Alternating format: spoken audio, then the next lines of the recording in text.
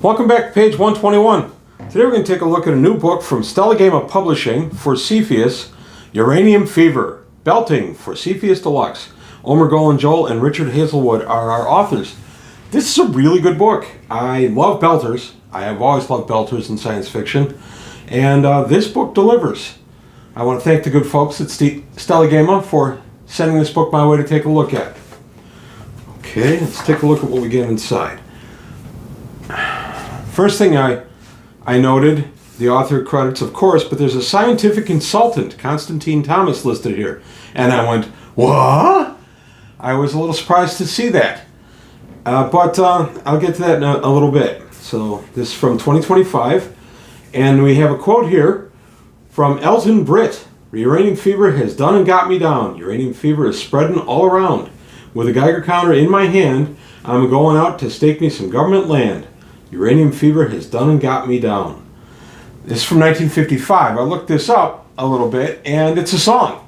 It's on YouTube, actually. I watched it, and as I was watching it, I thought, wow, this really fit in perfectly with Fallout. And it turned out it was used in Fallout Season 2. So I recommend it. Just go ahead and type in Elton Britt, Uranium Fever, and you'll find it. And then here's the legal disclaimer about the Cepheus system. Cepheus used basically open content license for 2D6 gaming. And this is compatible with just about every 2D6 game out there. So we've got the nice table of contents. We've got an introduction talking about mining. And then the required materials that you would need. This is set within the Stellagama Terra Arisen setting. Although honestly, you don't have to have that setting for it. You could use this with anything. I've taken a look at the Terra Arisen setting. I really enjoy that as well. We get a little bit about the authors and Stellagama Publishing itself, and then the setting overview. The Reticulan Empire, or Old Earth, threw off the yoke of their suppression and kicked them out of the system and are becoming their own thing. That's the whole point of the current system for Stellagama. And get a look at some of the various races and how they're reacting to belting and things like that. And then belting in the 23rd century. The industrialization of space is a prerequisite for our freedom. This is from Terran President Veera Singh, 2235. And we got a short history of space mining. I love belters, I love mining, whether you're into the Expanse or just old classic uses of belters as in Traveler. This is a really good book for it. It gives you a good foundation for what you're going to be doing with belters and how to be a belter. So we continue with our history there, and then we get main players and organization. We got to look at Xiang robots, or Chang robots, I'm not sure how to pronounce that. Robots are the ones that do the actual mining, and Xiang Robotics makes the robots. We've got Durnhall Colonial Bank, finances a lot of mining operations. This is stuff I really hadn't thought that much about, dealing with belters and such. Who would build the robots they would use? Who would cover the banking that they would use? And banking is a very important thing in any kind of space game. You can do a lot around that. And there's a ton you can do with where the money comes from. The General Organization of Terran Labor. GOTL, the GOAT. This is a miners' association. And then we have TAMI, the Terran Aerospace and Military Industries. And then we have the Terran Confederation of Labor. And it talks about how all these work in to your game and how they would affect your players. And then, of course, independent miners, which also it can be important for any kind of game you're going to be running. And then alien mining, how the other species mine stuff. And then Terra mining slang. I like this. This really felt immersive for me. Reading through this, I got a kick out of a few of these.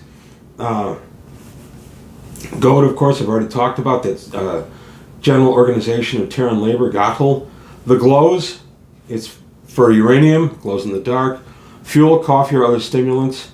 Flashlight pick is a laser drill. There's just some fun stuff in here. I really like this part of it a lot. Continuing out our various slang.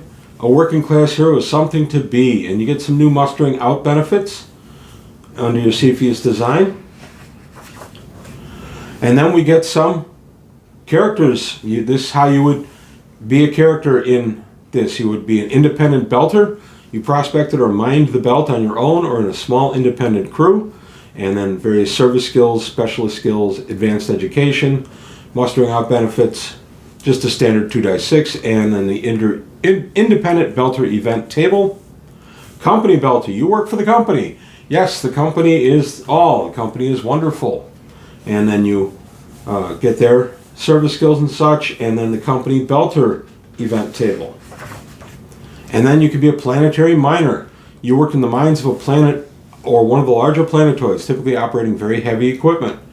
That's an interesting one too. I hadn't really given any thought to. If you were working on a larger thing, a larger planetoid, or even on a planet itself, what kind of structure you would have, what kind of infrastructure you would need.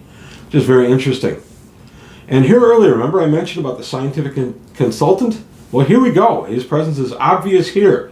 We get the scientific background of belts. We get for convenience, minor planets are divided into 3 sizes. Meteors, which are meteor-sized bodies, smaller than 10 meters in diameter. Asteroids range from 10 meters in diameter to several hundred kilometers in diameter. Comets, planetoids, metallic M-type metallic bodies, siliceous S-type bodies. They're heavy with silicates and other rocky types of materials. Carbonaceous are rich in carbonates, but they are far the most common. Icy, they're just ice formed from frozen gases. Aggregate, and that's the most common one. And then detailing the mining area. And we got some nice stuff in here about what the mines are. And I know as a GM, I'm going to sit here and I'm going to geek out on this stuff, and I'm going to go ahead and I'm going to elaborate as my players are playing, and they're going to look at me and say, okay, what do we do next? This is the kind of deep stuff that I get into as the GM. I don't know how much I would present at the table, but it could be very fun. And then we got detailing the mining area. Where are you working? So we get the belt quality. Has the belt been picked over? Is it a newer belt that hasn't been exploited for whatever reason? Maybe it's in a new system that's just being visited. Who knows? And then you get the belt quality table. You get the system feature. That's your die modifier for your belt quality. And then the belt location. Where is the belt? Is it in the inner zone, the middle zone, the outer zone, the Kuiper belt, or is it a planetoid? And where are they? You know, the inner zone, the Kuiper belt. Every planetary system is a Kuiper belt, even those with no other belts listed. Kuiper belt is a zone of debris left over from the formation of the planets. It's located beyond the last planet, typically at twice the orbital distance of the last planet, and can be assumed to always be in the outer zone. Remember, the scientific consultant on this, and it does show through. You got to look at planetoids. And then general mining procedures. How do you do it? How do you mine stuff? How do you claim it? How do you cash in on it? You're not doing this as any kind of charitable event. You're doing it to make money. And then locating a suitable asteroid. Nice table, by the way, for asteroid-sized table. I love tables. Tables are a GM's best friend. And then claim types. An old type, an existing claim, low yield, icy, high yield, or special. Identifying the claim. How do you identify it? How do you file it if you don't know where it is and how you can reliably find it? And continuing on, high yield find table, and you've got a nice look at a table here of what you can get. The special find table, maybe you found a radioactive or an alien artifact. Mining and selling ore claims and ore. If you don't want to mine it yourself, but you found a rich claim, you can go ahead and cash in just on the location of the claim. And then we get a look at some mining ships, a Tech Level 9, 10-ton Cobalt class gig. And then Tech Level 11, 100-ton Bucca class prospector. Basic asteroid prospecting craft. And these are tail sitters. And Tech Level 11, 600-ton Coblianu class miner. Can't really say that word, my apologies. And then tools of the trade. These are some different tools that you would need to be a successful belter. You would need drills, drill backpacks, and talks here how drilling can be used to even to defend yourself or as an effective assault weapon for brief times. Robots and drones, suits, hard suit, augmented hard suit. Just what kind of vac suit are you using that lets you live out in the scary space? And then we have vehicles.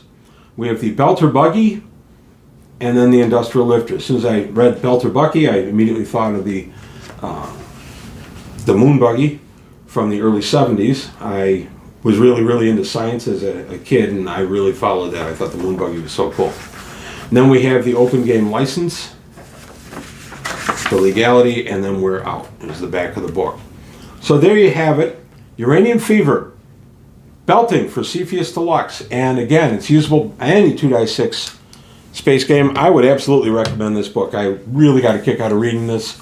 My wife noted that I'd been reading it, taking a longer time to read it than most, and I pointed out I wasn't just reading it, I was rereading it. There were whole elements of this book I went through a couple of times just because I like some of the ideas. So the effective use of scientific consultant Constantine Thomas, I want to thank the authors for that, and Mr. Thomas for taking the time to work with them on this. This added a lot of depth and dimension to this book, and added some stuff that I wasn't used to seeing in this type of book. So accolades, very well done, guys. So Uranium Fever by Stellagama, I completely recommend it. Again, I want to thank the people at Stellagama for sending it my way. I think this is a valuable addition to my library, and I'm looking forward to putting it to use. That's all I've got to say today on page 121. I want to thank you for your time. Thanks for watching.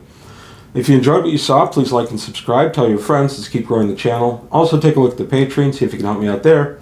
And that's it for today. Thank you for spending time with me, and I'll see you next time on page 121.